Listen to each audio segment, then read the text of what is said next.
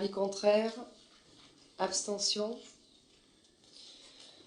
Je vous remercie. Délibération 30. Il s'agit de la modification du régime indemnitaire concernant les directeurs de centres de loisirs et coordinateurs du service enfance. Les directeurs de centres de loisirs ont un rôle crucial dans la gestion quotidienne des structures. Ils doivent encadrer une équipe d'animateurs, participer à leur formation, assurer leur management, la gestion des plannings, la résolution de conflits et la conduite de réunions. Ils doivent également mettre en place un cadre sécurisé pour l'accueil des enfants et élaborer un projet attractif et de qualité. Au fil des ans, le travail des directeurs de centres de loisirs a évolué pour inclure la gestion de programmes éducatifs plus complexes, l'intégration du numérique, la promotion de l'inclusion. On en a fait état dans une délibération précédente. Le rôle des coordonnateurs dans le cadre des centres de loisirs et des activités périscolaires est complexe et diversifié, impliquant une série de responsabilités étendues. Ils sont responsables de la supervision des directeurs de centres de loisirs et des surveillants de cantines. Cette charge de travail implique des compétences en gestion de personnel. Ils jouent un rôle central dans l'organisation préalable de chaque activité, la constitution des équipes, le recrutement des agents, la coordination avec divers services transversaux. Enfin, ils forment et accompagnent les directeurs, corrigeant les projets pédagogiques et évaluant le personnel. Ils veillent également à la mise en place des formations nécessaires pour l'ensemble du personnel. Dans un contexte de forte concurrence entre les collectivités en matière de recrutement, la valorisation des métiers de directeur de centres de loisirs et de coordinateur enfance par la fixation d'une rémunération nette plancher permettra à la commune de rester attractive. Il est donc proposé d'instaurer des salaires planchers de recrutement suivants. Pour les directeurs de centres de loisirs, salaire plancher à 1 850 € net mensuel. Pour les directeurs de centres de loisirs diplômés du BPGEPS, complément de régime indemnitaire de 80 € mensuels. Pour les coordinateurs de l'enfance, salaire plancher à 2 250 € net mensuels. Cette proposition implique une modification du régime indemnitaire spécifique, appelé RI par 2, comme suit. Le RI par 2 des directeurs de centres de loisirs est porté à 200 € brut mensuel. Le RI par 2 des coordinateurs de l'enfance est porté à 450 € brut mensuel. Il est proposé aux membres du conseil municipal de voter cette proposition. Y a-t-il des questions? Monsieur Beloucha? Merci Madame le maire. Moi j'ai besoin de comprendre comment ça fonctionne, ce que vous proposez, parce que... Et puis, quel est le grade de recrutement des directeurs de centres de loisirs et des coordinateurs? Est-ce qu'il s'agit de personnel de catégorie B ou de catégorie C+, on va dire, c'est-à-dire des catégories C avec une expérience confirmée? Et comment vous arrivez, alors que vous nous avez expliqué tout à l'heure, mais j'en suis d'accord, il y a des règles statutaires concernant la rémunération des personnels, comment vous arrivez à poser un salaire plancher? Ça m'intéresse de savoir comment vous faites. Et du coup, comment vous en arrivez à avoir un régime indemnitaire par 2, c'est comme ça que vous l'appelez, RI par 2, des directeurs de centres de loisirs portés à 200 € brut mensuels et un autre pour les coordinateurs à 450 € brut mensuels. J'ai du mal à comprendre comment vous arrivez statutairement à faire cette opération. Alors, à préciser, est-ce qu'il s'agit de personnel titulaire, donc statutaire, ou est-ce qu'il s'agit de personnel contractuel, ou bien peut-être les deux d'ailleurs? Donc je ne sais pas comment vous y arrivez à faire ça, puisque théoriquement un agent, son salaire est déterminé par son grade, son indice de rémunération, indice brut, indice majoré, selon le cas, son indemnité de résidence, et bien évidemment, ça part du RIFSEP, en tout cas du régime indemnitaire, et éventuellement, après l'évaluation annuelle, d'un complément indemnitaire annuel, appelé le CIA, qui lui permet d'obtenir effectivement un complément indemnitaire annuel. Donc, moi, ça m'intéresse de savoir comment vous faites. Dernière question, avez-vous consulté, mais je suppose avez-vous fait, le comité social, comment avez-vous fait? Avez-vous consulté le comité social territorial? J'imagine que vous l'avez fait, mais je pose quand même la question. Merci. la dernière question. Madame Picarniles. Moi, je profite de cette délibération pour vous reposer la question de savoir est-ce que vous avez pu avoir une réponse concernant la prime Coquerel et comment est-ce qu'elle va être distribuée et quand. Voilà, je vous remercie.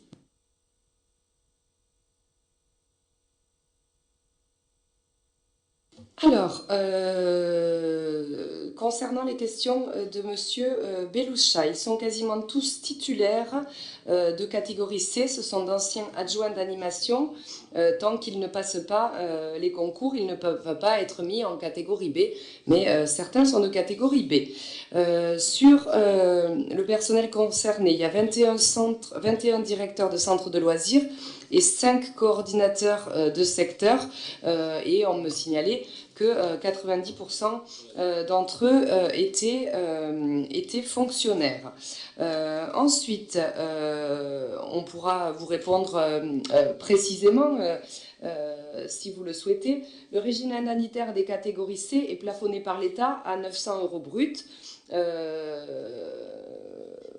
Parmi vos questions. Ensuite, vous m'avez demandé comment je faisais. Eh bien, écoutez, vous savez, je ne suis pas grand clair et contrairement à d'autres, je n'essaie pas de faire croire que je sais ce que je ne sais point.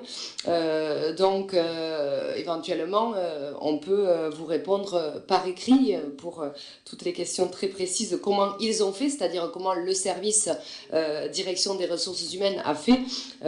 Mais évidemment, ils n'ont pas fait n'importe quoi, n'importe comment. La seule chose que j'ai en tête, c'est que le RI par 1, ça correspond au grade, le RI par 2, ça correspond à la fonction, et le RI par 3, ça correspond, enfin c'est par rapport à la manière de servir. Donc ils sont arrivés à ce calcul, ça faisait déjà des mois que la question se posait. On vous répondra par écrit, enfin poser la question par écrit, et on vous répondra comment ils sont arrivés à ce calcul-là. Et évidemment, on vous répondra par écrit. Exactement, monsieur Beloucha. Et ensuite, vous faites bien de poser la question du CST. Évidemment que c'est passé en CST. Et vous, ou plutôt vos amis qui êtes toujours prompts à vouloir donner des leçons, sachez que le seul syndicat qui n'était pas présent pour ce CST, c'était la CGT. Ça mérite d'être souligné quand il est vraiment question des agents, quand il est vraiment question d'augmentation, eh bien, il n'était pas présent ni représenté lors de ce CST qui a bien eu lieu, Anthony, je ne sais pas, il y a 2 semaines, je ne sais pas, environ 2 semaines, je pense, à peu près. Voici ce que je pouvais répondre sur vos questions. Je soumets donc aux voix cette délibération qui est pour avis contraire. Ah, la prime Coquerel. Ah oui, oui, la prime Coquerel. Alors, c'est tout à fait hors sujet, Madame Picarniles, mais écoutez, vous savez, encore une fois, comme je dis, d'une part, j'ai pas l'habitude de parler de ce que je sais pas, contrairement à d'autres, donc là, pour la question précise, je demanderai à la DRH qu'il réponde à Monsieur Beloucha, mais concernant la prime Coquerel, sachez que aucune ville, à ma connaissance, d'après les dernières informations que j'ai reçues, aucune ville n'a mis en place la prime Coquerel pour une raison très simple, c'est que les règles de calcul, je sais, j'arrive plus à trouver mon mot, les règles de versement, les critères, si vous voulez, sont tellement flous, imprécis dans le décret que toutes les villes sont en train de se regarder les unes les autres et ne savent pas comment le mettre en place. Mais Monsieur Mangin, qui est bien meilleur que moi dans ce domaine, peut préciser ma réponse. Vas-y, Anthony. Je ne suis pas meilleur, c'est juste l'info que c'est le centre de gestion qui va donner aux collectivités les règles pour la mise en œuvre, pour que tout le monde soit cohérent et à l'unisson sur les façons d'appliquer. C'est le centre de gestion qui est en lien avec les services ministériels pour ce qui est des contours de la mise en œuvre.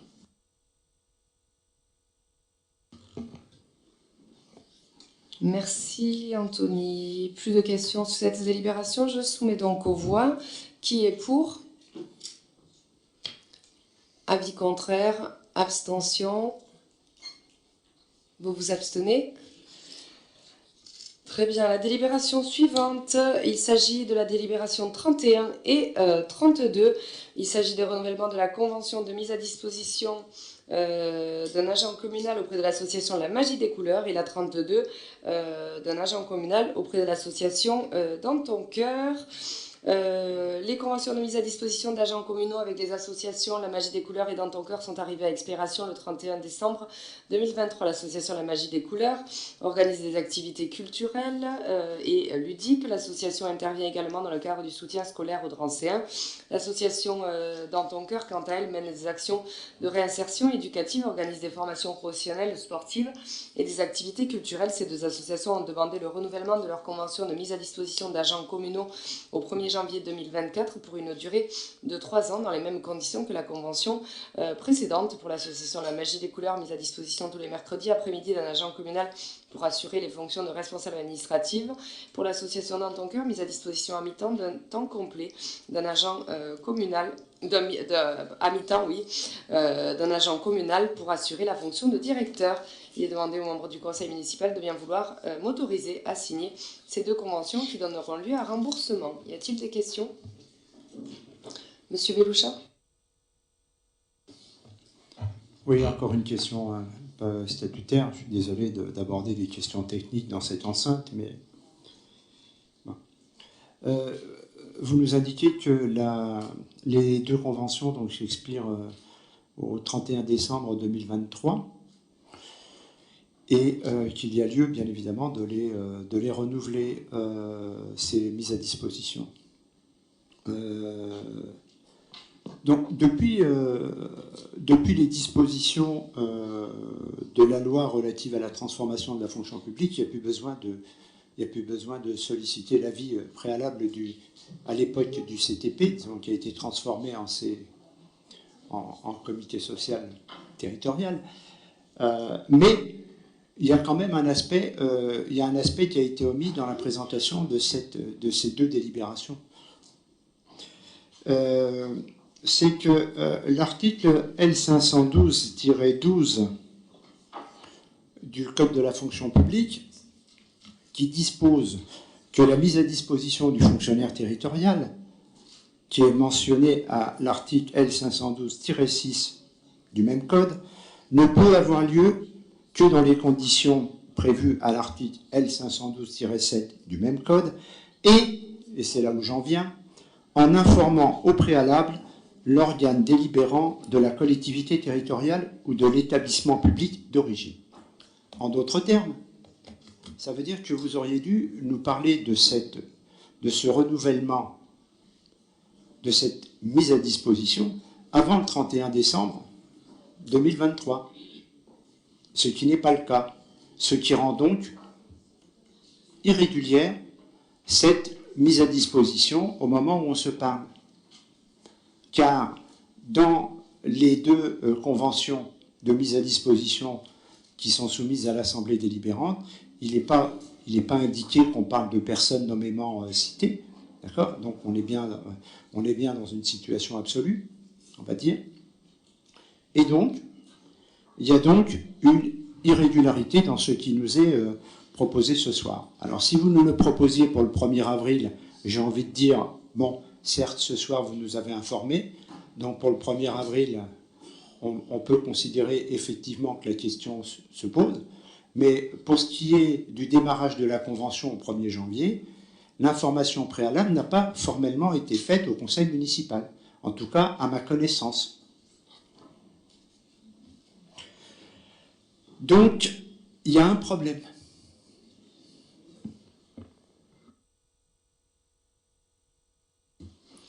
Donc, on m'informe que vous avez raison et que donc ce sera donc présenté au 1er avril, c'est ça, Monsieur Tepaz? Ce sera donc présenté au 1er avril pour ces délibérations. Une erreur a été commise, effectivement. Voilà. Donc, ces délibérations sont donc retirées. Non? On fait voter, en fait. D'accord, ok. C'est juste... Alors, donc, on procède donc à un amendement et on fait voter la délibération ainsi amendée avec la bonne date précisée. Ce sera rectifié et ce sera noté. Je vous remercie. Je soumets donc aux voix ces deux délibérations. J'imagine qu'il n'y a pas de vote. Ces deux délibérations amendées. J'imagine qu'il n'y a pas de vote séparé. On vote ensemble le 31-32. Qui est pour? Je vous remercie. Enfin, le 33e point à l'ordre du jour. Il s'agit d'une motion pour un renforcement massif des moyens en faveur de l'éducation dans notre département.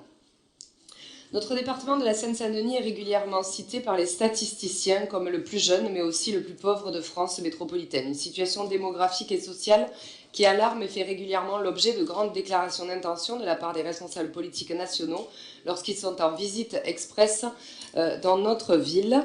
Malheureusement, l'écho médiatique se porte bien plus souvent sur les belles déclarations que sur leur traduction concrète en actes sur le terrain.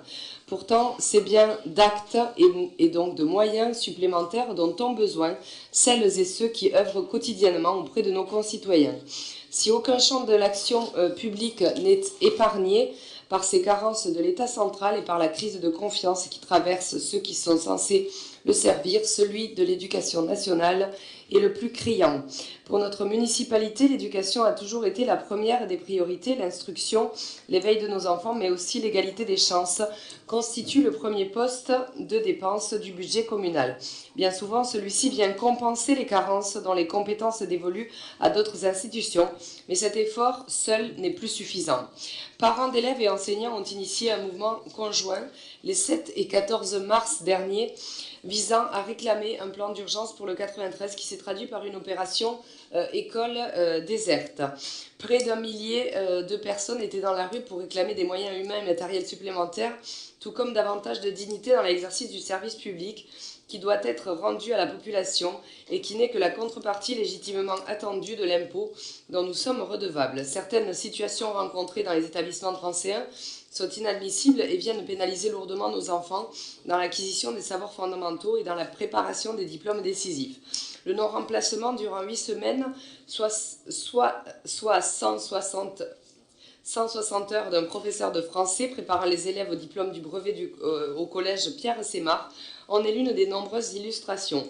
Le trop faible nombre d'AESH devant accompagner nos enfants porteurs de handicap et disposant d'une notification MDPH en est une autre, bien plus inhumaine, qui laisse les parents et équipes éducatives démunis. Ainsi, le conseil municipal de Drancy, réuni en séance publique le jeudi 21 mars 2024, apporte son soutien au mouvement initié par les organisations de parents d'élèves et les enseignants. Demande une prise en compte de la situation particulière de la Seine-Saint-Denis auprès du ministère de l'Éducation nationale ainsi que l'affectation de moyens humains et financiers supplémentaires pour nos établissements.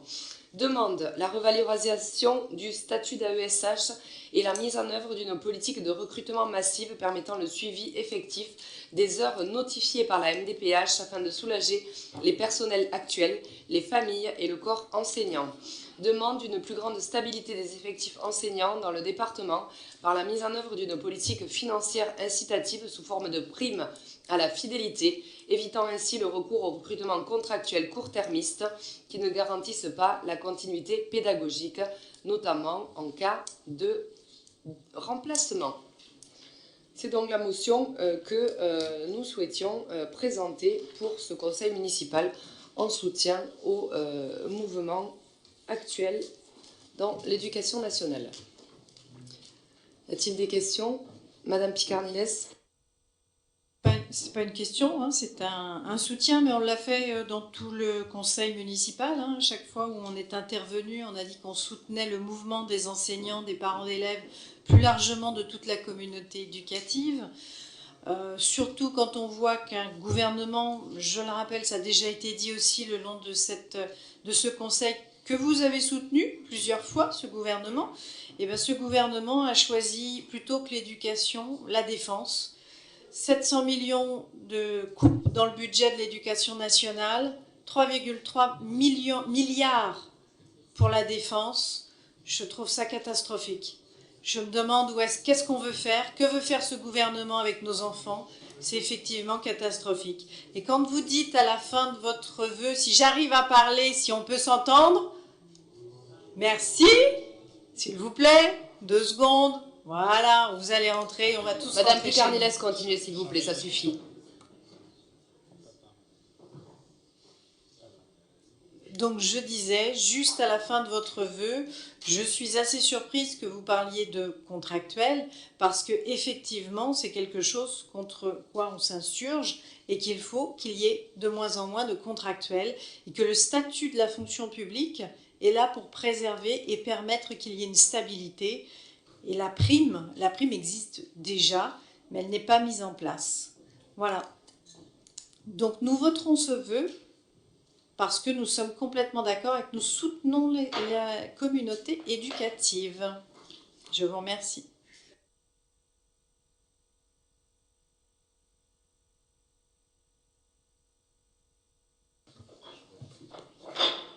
Monsieur Chiban. Oui, une explication de vote. Nous voterons pour ce vœu, mais nous regrettons quand même, Madame le maire, que votre nom et le nom de notre ville ne soient pas associés à la motion qui a été portée par le département et par de nombreux élus du département. Il me semble qu'il y a des combats où il faut savoir s'inscrire en union et pas jouer bande à part. Donc voilà, nous, pour marquer notre approbation et notre solidarité avec les enseignants et les parents d'élèves, soit dit en passant, qui souffrent de cette situation, nous voterons ce vœu, mais nous notons que vous faites à chaque fois ce pas de côté pour vous dissocier.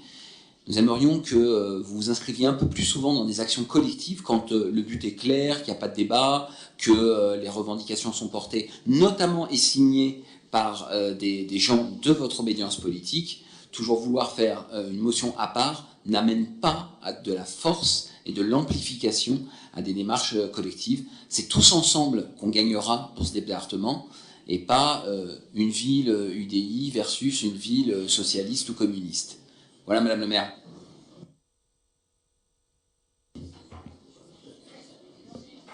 Ridicule encore une fois, Monsieur Chiban, sur votre prise de parole. Voyez-vous, la différence entre vous et moi, c'est que non, justement, je ne fais pas de politique, puisque non, pas du tout. Avant même que le département prenne position, j'étais présente aussi dans les collèges, pas seulement dans les écoles de la ville, mais aussi auprès des collèges qui étaient en grève.